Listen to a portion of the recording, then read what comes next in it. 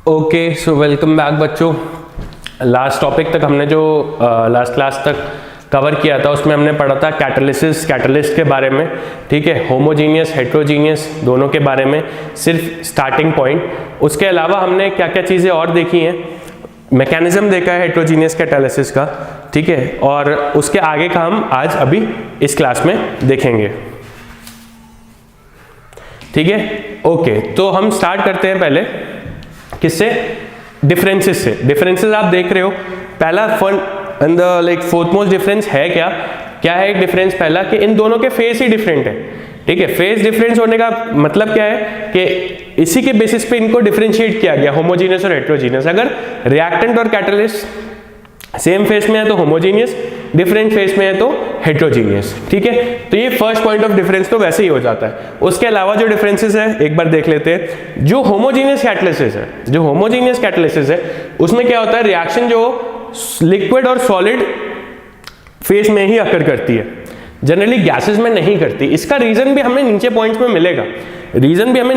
मिलेगा, क्योंकि जब दो गैसेस मिक्स हो जाती है ना तो उनको सेपरेट करना बहुत मुश्किल हो जाता है। एक मिक्सचर ऑफ गैसेस को सेपरेट करना बहुत मुश्किल हो जाता है। सेम फेस में है तो कैटलिस्ट और रिएक्टेंट मिक्स जल्दी हो जाते हैं, डिसॉल्व हो जाते हैं आपस में, उनको सेपरेट करना बहुत मुश्किल होता है, ठीक है। तो जनरली इनकी रिएक्शन सॉलिड और लिक्विड फेस में ही होती है, ठीक है। और इसकी बात करें तो reaction does not occur in liquid और solid phase but on the surface of solid के सरफेस पे रिएक्शंस होती हैं हेट्रोजीनियस की, मैक्सिमम के ऑलमोस्ट सारी, कि सॉलिड का सरफेस है जिस पे कोई गैस आएगी, लगेगी, रिएक्ट करेगी और चली जाएगी, जो हमने पूरा मैकेनिज्म पढ़ा है हेट्रो का पढ़ा है। तो इसमें रिएक्शन जनरली लिक्विड और सॉलिड में नहीं होती, लिक्विड और सॉलिड फेस में नहीं होती, बल्कि सॉलिड के सरफेस में होती हैं, ठीक है। ये जनरल चीज है, मैं ये नहीं कहता, इसमें भी एक्सेप्शंस हैं, ठीक है। लेकिन इन जनरल क्या होता है कि सॉलिड के सरफेस पे होती है, क्योंकि इसमें क्या है, हेट्रो का मतलब क्या है, कैटलिस्ट और हमारा रिएक्टेंट दोनों क्या है, अलग है, अलग एज इन फेस दोनों के डिफरेंट है। फेस डिफरेंट है तो उनके सरफेस पे तो हो सकती है, ठीक है, सरफेस पे होती है। किसके, सॉलिड के सरफेस पे कोई गैस आई, लगी, रिएक्ट की और चली गई, ऐसी रिएक्शंस तो पॉसिबल है। लेकिन अगर हम यही चीज बात करें कि कोई गैस आई लिक्विड में, अब वो लिक्विड में वो डिसॉल्व हो गई, ठीक है, लिक्विड में वो चीज डिसॉल्व हो गई, हाँ, लिक्विड के सरफेस पे एब्जॉर्ब हो जाए ऐसा बहुत रेयर होता है। अगर वो लिक्विड पे एब्जॉर्ब हुई तो वो पूरी की पूरी मतलब डिसॉल्व हो जाती है गैसेस। तो सॉलिड के सरफेस पे इजीली हो जाती है, तो जनरली ये सॉलिड के सरफेस पे ही रिएक्शन होती है। नेक्स्ट पॉइंट की बात करें तो रेट ऑफ रिएक्शन किस पे डिपेंड करता है, रेट ऑफ रिएक्शन यहाँ पे सरफेस एरिया ऑफ कैटलिस्ट पे डिपेंड नहीं करता, क्योंकि ये होमोजीनियस है। फिर से बात वही है, एक गैस दूसरी गैस के सरफेस पे जब लगेगी तो वो ऑटोमेटिकली दो गैसेस की बात हो रही है, ठीक है। पहली बात है वो सरफेस पे एब्जॉर्प्शन बहुत टफ है, और अगर होता है तो वो गैसेस का एक मिक्सचर बन जाता है जिसको वापस से डिसॉल्व करना बहुत ही ज्यादा चैलेंजिंग चीज है। और जब तक डिसॉर्प्शन नहीं होगा तो एज अ कैटलिस्ट वो यूज कैसे होगा, क्योंकि कैटलिस्ट का काम क्या है कि वो रिएक्शन में पार्टिसिपेट करे और साइमल्टेनियसली वो रिएक्शन के एंड में वैसे का वैसे ही मिल जाए, ठीक है। जबकि यहाँ पे ऐसा होता है, यहाँ का एग्जांपल हमने पढ़ा है, कोई गैस आई, एक सरफेस पे लगी, क्या हुआ, उसने प्रोडक्ट बनाया, प्रोडक्ट के बाद वो डिसॉल्व होके चली गई, ठीक है। तो यहाँ पे जो रेट ऑफ रिएक्शन होता है वो डायरेक्टली प्रोपोर्शनल होता है सरफेस एरिया ऑफ कैटलिस्ट के। ये चीज तो हमने अभी पढ़ भी ली है। Catalyst dissolves into the gas phase or solution like reacting mixture, definitely same चीजें हैं, गैसेस हैं, गैसेस स्टेट में भी ये चीज पढ़ी हुई है हमने कि एक जो गैसेस है ना, मतलब कैटलिस्ट भी हमारा गैस है और हमारा रिएक्टेंट भी गैस है, तो हमारा क्या होगा, वो डिसॉल्व एक्चुअली हो जाता है उस चीज में। तो the catalyst dissolve into the gas phase और द सॉल्यूशन, जो भी हमारा रिएक्टेंट मिक्सचर है। यहाँ पे क्या होता है, जो कैटलिस्ट होता है वो डेफिनेटली अलग होता है, वो उसका फेस ही अलग होता है, तो डेफिनेटली स्कोप ऑफ डिसॉल्व वाला तो वहाँ पे आता ही नहीं है, तो वो डिसॉल्व जनरली होता ही नहीं है। सॉलिड सरफेस पे कोई गैस एब्जॉर्ब कराओगे तो उससे कुछ नहीं होगा। मेरे पास एक ब्रिक है, उसके ऊपर कोई गैस आई, उसके सरफेस पे कोई एक्शन हुआ तो हुआ, बाकी वो पूरा का सॉलिड ही रहेगा, पूरा का पूरा कोई डिसॉल्व नहीं होगा। अगले पॉइंट की बात करते हैं, catalyst can not be easily separated. This is one of the most important point. ये फर्स्ट का भी रीजन यही है कि यहाँ पे इजीली सेपरेट नहीं हो पाता from the product of reaction. जो भी अब एक्चुअली कैटलिस्ट पे कोई गैस आई, डिसॉल्व हो गई। अब क्या हुआ, उसने प्रोडक्ट तो फॉर्म कर दिया भाई, लेकिन वो कैटलिस्ट को हमें वैसा का वैसा चाहिए भी तो वो सेपरेशन प्रोडक्ट के साथ यहाँ पे बहुत ज्यादा मुश्किल होता है, वहीं यहाँ पे बहुत ज्यादा इजी होता है। भाई सॉलिड था, सॉलिड के सरफेस पे कुछ हुआ, चली गई, खत्म, तो हम वापस इजिली बहुत जल्दी इसको रिकवर कर सकते हैं। The catalyzed reactions are often little faster, मतलब यहाँ पे reactions faster क्यों होती हैं? भाई देखो दोनों का फेस क्या है, सेम है, ठीक है। दो गैसेस मॉलिक्यूल्स के बीच में जो कोलिजन होगा वो बहुत ही इजीली हो जाएगा, ठीक है। और इसको अगर हम देखें तो हमने केमिकल इक्विलिब्रियम में भी पढ़ा है, जब सेम फेसेस होते हैं तो उसकी पर्टिकुलर की हम जो एक्टिव मासेस होते हैं उनको कंसिडरेबली मतलब कंसीडर करते हैं, वहीं यहाँ पे नहीं करते। तो इसीलिए इसकी ये रिएक्शन क्या होंगी, स्लोअर होंगी, जो कैटलाइज्ड होंगी इसके रिस्पेक्टिवली स्लोअर होंगी। वैसे कैटलाइज तो कैटलिसिस या कैटलिस्ट तो बढ़ाएगा ही बढ़ाएगा, ठीक है। तो ये कुछ पॉइंट ऑफ डिफरेंसेस थे जो कि बहुत ज्यादा इंपॉर्टेंट है, इसका एक स्क्रीनशॉट भी ले लो और इनको एक बार अपने से दोबारा पढ़ो, ठीक है, चीजों को समझो, क्योंकि इससे भी क्वेश्चंस आता है कि what are the properties of heterogeneous catalysis.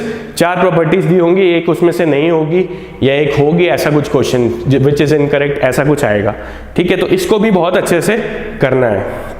Okay, so next जो अपना टॉपिक है, नेक्स्ट जो अपना टॉपिक है वो है कैरेक्टरिस्टिक्स ऑफ कैटलिस्ट। कैटलिस्ट के क्या क्या कैरेक्टरिस्टिक्स हैं?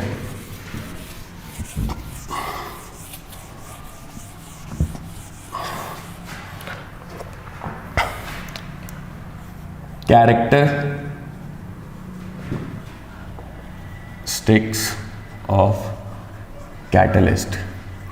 सबको पता है कैटलिस्ट एक्चुअली क्या करता है, रेट ऑफ रिएक्शन को बढ़ा देता है, ठीक है। तो इन शॉर्ट ये जो कैटलिस्ट होता है वो रीजनरेट होता है एक रिएक्शन में। कैटलिस्ट इज रीजनरेटेड,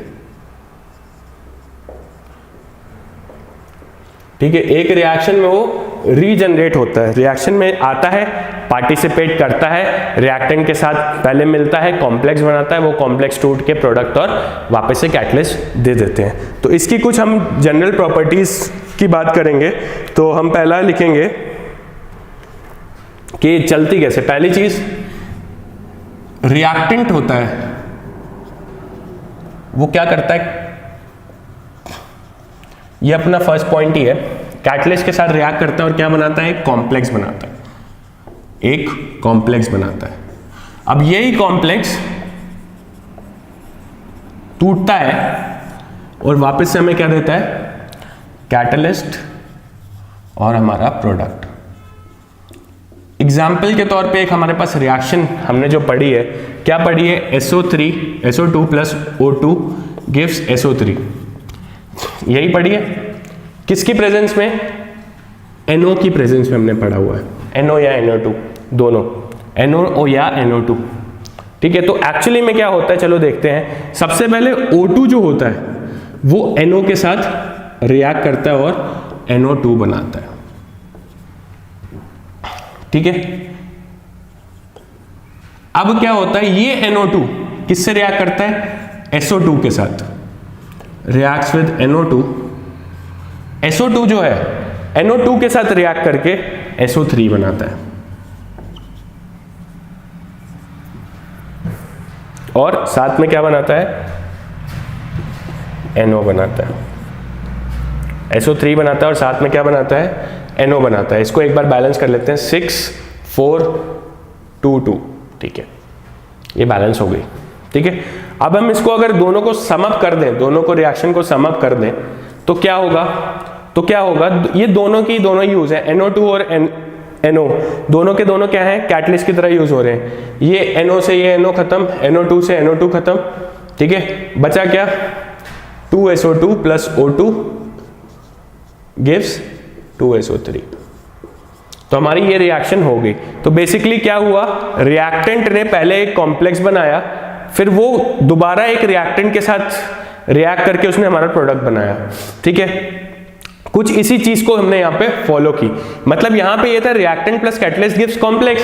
अब ये कॉम्प्लेक्स क्या है, हो सकता है एक और रिएक्टेंट के साथ रिएक्ट करके एक प्रोडक्ट दे दे और कैटलिस्ट वापस दे दे, तब भी बात एक ही है कि कैटलिस्ट हमारा रिएक्ट स्टार्टिंग के उसमें किया और वापस मिला, मतलब NO यहाँ पे कैटलिस्ट था और हमारा जो NO यहाँ पे कैटलिस्ट था वो वापस में NO मिला, NO यहाँ पे यूज हुआ, वो NO यहाँ पे मिला, बीच में चीजें बनी लेकिन NO स्टार्टिंग में यूज हुआ और NO यहाँ पे मिल गया। ठीक है, तो ये कैटलिस्ट की बात है। कैटलिस्ट क्या होते हैं? कैटलिस्ट एक रिएक्शन में रीजनरेट करता है, मतलब एक रिएक्शन में इन्वॉल्व होता है, ठीक है, लेकिन कंज्यूम नहीं होता, वापस के वापस वैसा ही मिल जाता है, वापस के वापस वैसा ही मिल जाता है। तो ये पहली प्रॉपर्टी किसकी है? कैटलिस्ट की है।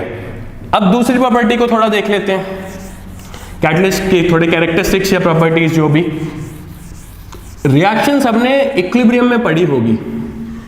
मान लो एक इक्विलिब्रियम रिएक्शन है, A gives B, ठीक है, ओके, ये फॉरवर्ड है और ये बैकवर्ड है।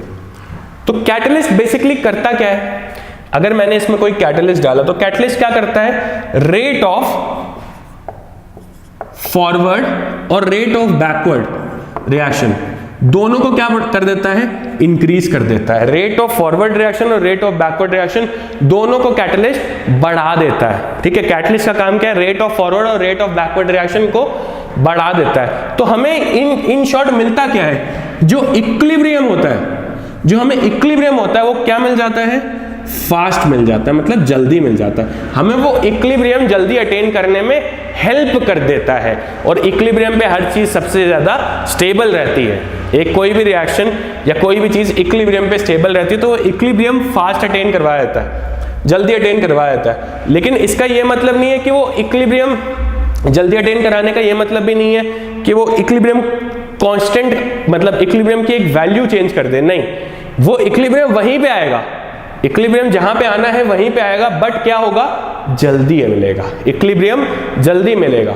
ठीक है, इक्विलिब्रियम जल्दी मिलेगा और कुछ नहीं होगा। ये पॉइंट हम ऑलरेडी पढ़ चुके हैं, ये पॉइंट हम केमिकल इक्विलिब्रियम में पढ़ चुके हैं। कैटलिस्ट क्या करता है? रेट ऑफ फॉरवर्ड रिएक्शन और रेट ऑफ बैकवर्ड रिएक्शन दोनों को इंक्रीज करता है। इसका रिजल्ट क्या होता है? हमें इक्विलिब्रियम जल्दी मिलता है, लेकिन जहां पे मिलना है हमें मिलेगा वहीं पे, वो हमें पहले नहीं दिलाएगा, बस उसको जल्दी दिलवा देगा। इक्विलिब्रियम जहां पे था वहीं पे, जैसे अगर इक्विलिब्रियम हमें मिल रहा था कि इसकी ये कंसंट्रेशन पे 5, 6, 7 जो भी, तो वहीं पे ही होगा, बट ये है कि हमें थोड़ा जल्दी मिल जाएगा। जो टाइम है, टाइम वो कम कर देगा और कुछ नहीं करेगा। ठीक है, तो ये कैटलिस्ट की एक बहुत ही यूनिक प्रॉपर्टी थी। ठीक है, इसके अलावा भी बहुत सारी प्रॉपर्टीज बचती हैं जो कि हम आने वाले लेक्चर्स में और कवर करेंगे। जैसे कि सबको पता है एक्टिवेशन एनर्जी को कैटलिस्ट करता क्या है? कैटलिस्ट एक पाथवे डिफरेंट प्रोवाइड कर देता है, ठीक है, अनदर पाथवे जो एक्टिवेशन एनर्जी को कम कर देता है। कम एज इन मतलब एक पाथवे से क्रॉस हो रहा है कोई चीज, उसको वो अल्टरनेट पाथवे से क्रॉस करवा देगा। ठीक है, तो वैसी बहुत सारी और भी प्रॉपर्टीज बचती हैं, उसको पढ़ेंगे। बाकी इसके अलावा जो कैटालिसिस, ये कैटलिस्ट की बात हो रही है, हमारी जो बॉडी में कैटलिस्ट यूज होते हैं, जो फूड को हमें पचाने में हेल्प करते हैं, डाइजेस्ट करने में हेल्प होते हैं, उनको क्या बोलते हैं? एंजाइम्स। वो हमारे क्या होते हैं? बायोकेमिकल कैटलिस्ट होते हैं। ठीक है, उनके बारे में भी इन डेप्थ हम पढ़ेंगे, बहुत सारी चीजें अभी धीरे धीरे करके पढ़ेंगे। तो मिलते हैं बच्चों नेक्स्ट वीडियो लेक्चर में।